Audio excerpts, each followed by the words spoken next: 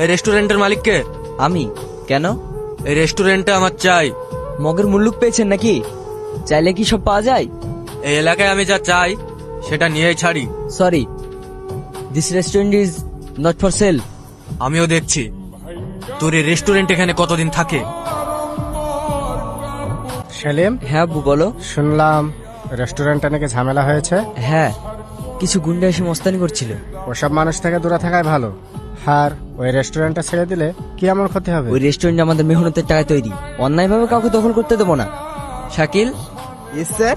আমায় দাও, আমি নিয়ে যাই। না স্যার, আমি নিয়ে যাচ্ছি। আরে দাও না, আজ আমি নিয়ে যাই। না স্যার, আপনি সেদিনও নিয়ে গিয়েছিলেন। আপনি অনার হয়ে যখন কাস্টমারদের সার্ভ করেন আমার খুব খারাপ লাগে। আমারও তো দেখা উচিত আমাদের সার্ভিস পেয়ে কাস্টমাররা কেমন রিভিউ দিচ্ছে। সত্যি sir, you are a great. আরে তুমি হ্যাঁ। ভালো আছো? হ্যাঁ ভালো আছি, আপনি? হ্যাঁ ভালো আছি। আর কিছু লাগবে? না। ওকে। কি ব্যাপার? আরে তেমন কিছু না, কাল কলেজ যাওয়ার সময় বাস মিস করেছিলাম, তাই ও লিফট দিয়েছিল। আচ্ছা, তাই নাকি? ওকে আমি অনেক ভালোবেসে ফেলেছি। মনে হচ্ছে আমার মনের কথাটা ওকে এখনই বলে আসি।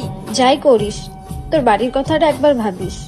যা হবে দেখা যাবে, এখনো তো ভাবার সময় নেই। নাম্বারটা এনে দে না প্লিজ। ছেলে, তোর দরকার পড়লে তুই ম্যানেজ করে নে। ঠিক আছে, আমিও দেখে নেব। হ্যাঁ বলুন। তোমার নাম্বারটা পাওয়া যাবে? কেন বলুন তো? আর আমার নাম্বার নিয়ে আপনি কি করবেন? আমার দরকার আছে, দেবে কিনা বলো।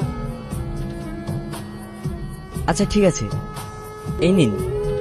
কি খোকা, রেস্টুরেন্ট ছেড়ে এখানে প্রেম করে বেড়াচ্ছ? তো কি হয়েছে? শোন, এভাবে রাস্তা আটকে কোনো লাভ নেই। আমি লাভ লস ছাড়া এক পাও চলি না। তুই আমাকে লাভ লসের বিষয়টা শিখাতে আসিস না। তাই নাকি? হ্যাঁ। আচ্ছা, তুই আমার কথাটা তোর আব্বুকে বলেছিস? এই সামান্য সমস্যার জন্য আব্বুকে বলার কোনো দরকার নেই, আমি একাই হ্যান্ডেল করে নেব।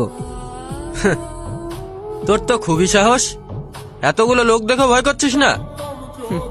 ভয়? আর এই কটা মশাকে এক থাবা মারলেই শেষ। তুমি ঠিক আছো তো? হ্যাঁ, চলো।